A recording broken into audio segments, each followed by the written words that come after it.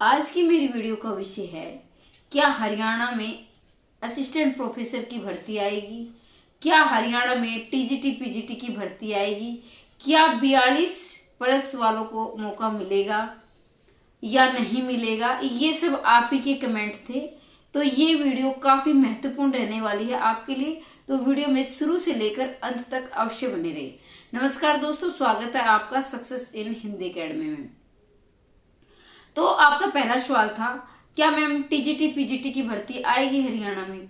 जी, हरियाणा में TGT PGT की भर्ती आने के पूरे पूरे चांस है। ये मुझे भी नहीं पता कि वो पूरी हो पाएगी या नहीं हो पाएगी। अब दूसरा आपका सवाल था, क्या मैम हरियाणा में असिस्टेंट प्रोफेसर की भर्ती आएगी?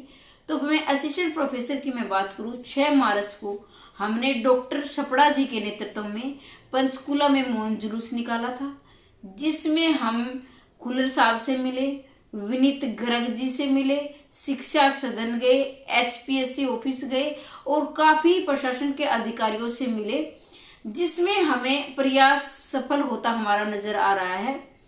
और अब तीसरा आपका सवाल था, क्या मैम 42+ एज वालों को मौका मिलेगा या नहीं मिलेगा? तो सबसे पहले मैं आपको बता दूं, इसमें मौका मिलने का वैसे तो पूरे चांस है, क्योंकि हमारा काफ़ी प्रयास रहा है और हमने इस बात पर काफ़ी जोर भी दिया। डॉक्टर सपड़ा जी ने भी काफ़ी इस बात पर जोर दिया और सभी प्रशासन के अधिकारियों के सामने ये मांग रखी।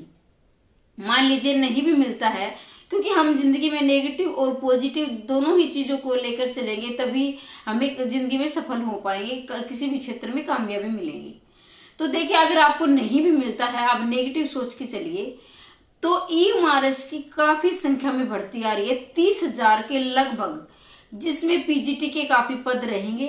क्योंकि बहुत सारे अभ्यर्थियों के ये कमेंट थे कि मैम हम असिस्टेंट प्रोफेसर में अप्लाई नहीं कर सकते क्योंकि हमारा नेट नहीं है, जून वालों को मौका मिलना चाहिए। कोई ये कह रहा था कि मैम पीजीटी में हमारा स्टेट नहीं है तो हमें असिस्टेंट प्रोफेसर में मौका मिलना चाहिए। कोई ये कह रहा था कि मैम सीटेट नहीं है।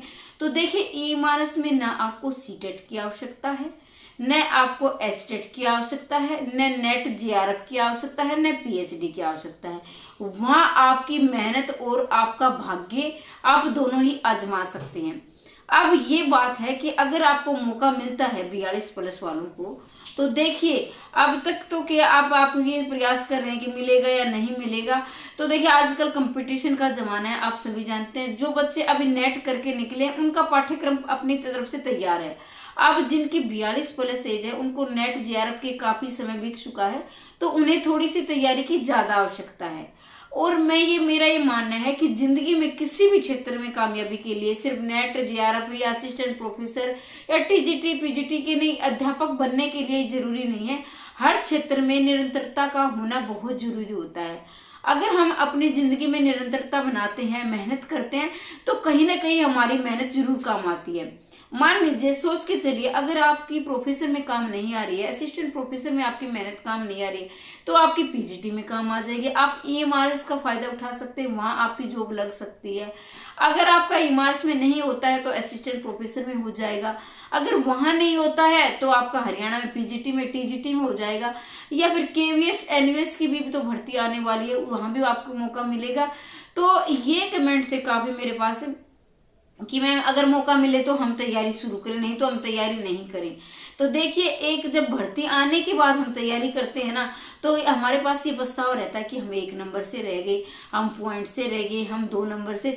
और ये 1-2 नंबर हमें अपनी ज़िंदगी में 4-5 साल पीछे धकेल देते हैं। और ये आप सभी जानते हैं कि खासकर मैं हरियाणा की बात करूं, तो हरियाणा में एक भर्ती कंप्लीट होने में 5 साल लगाती है सरकार। अगर कैंडिडेट एक बार को निराशा हालत लगती है, एक बार वो हार जाता है, चाहे वो 1 नंबर से, चाहे पॉइंट से, चाहे 2 नंबर से, तो वो अपनी ज़िंदगी के 5 साल पीछे चला जाता है। और उसको हरियाणा में ही नौकरी करनी है, तो हरियाणा की बात करती हूँ। अगर आपको नहीं, हमें तो टीचर ही लगना है और हमें ये हरियाणा नहीं, राजस्थान, ये यूपी कुछ नहीं देखना है, तो देखिए, ई-मार्च की भर्ती भी आ रही है। D++ की भी वो बात अलग है कि उसमें पद थोड़े हैं, लेकिन केवीएस की भी आने वाली है। तो ज़िंदगी में निरंतरता बनाए रखें, चाहे आपकी भर्ती आए या ना आए, आपको प्रतिदिन तैयारी करनी है। चाहे दिन में 10 क्वेश्चन पढ़ें, लेकिन आपको रात में ये सोचना है कि आज मैंने तैयारी इतनी की और ये मेरे भविष्य में कहीं ना कहीं काम आएगी। मान लीजिए आपकी गवर्नमेंट जॉब कहीं लगती है तो आप प्राइवेट क्षेत्र में पढ़ा सकते हैं, आप कोचिंग कर सकते हैं, तो कहीं ना कहीं आपकी कामयाबी आपको जरूर मिलेगी। तो आप निराश ना हो। अगर आप हिंदी अध्यापक की तैयारी करना चाहते हैं, चाहे वो टीजीटी पीजीटी है या नेट असिस्टेंट प्रोफेसर है, तो आप मेरे साथ जुड़ सकते हैं। मैं जल्दी ही क्लास शुरू करने वाली हूँ, हम सब साथ मिलकर तैयारी करेंगे। और भी कोई संशय आपके दिमाग में किसी भर्ती से संबंधित, चाहे वो टीजीटी पीजीटी हो या नेट असिस्टेंट प्रोफेसर हो, हरियाणा की मैं बात करती हूँ, तो आप कमेंट बॉक्स में अवश्य लिखें। और ये ई मार्च की मैं महिलाओं की बात करती हूँ, महिलाओं को 10 साल की छूट मिलेगी, क्योंकि महिलाओं के पास इतना काम होता है कि जो बच्चे भी संभालने होते हैं, घर भी संभालना होता है, तो उनके पास इतना समय नहीं होता है। तो जो सरकार है, केंद्र सरकार महिलाओं को 10 साल की छूट देती है ई मार्च में, तो वहाँ आपको काफ़ी अच्छा फायदा होगा, मौका मिलेगा आपको। 42+ एज वालों की मैं बात कर रही हूँ, ठीक है। तो आप निराश ना हो कि हमारी एज चली गई है, आपके पास अभी भी मौका है, आप अपनी किस्मत को आजमा सकते हैं। तो निरंतर वीडियो प्राप्त करने के लिए, चाहे आपकी भर्ती से संबंधित हो या हरियाणा अध्यापक से संबंधित हो या असिस्टेंट प्रोफेसर किसी भी से संबंधित हो, तो चैनल को सब्सक्राइब करें और अपने दोस्तों तक अवश्य शेयर कर दें, ताकि ज़्यादा से ज़्यादा अभ्यर्थी इसका फायदा उठा सकें। तो मिलते हैं अगली वीडियो में, तब तक के लिए जय हिंद, जय भारत।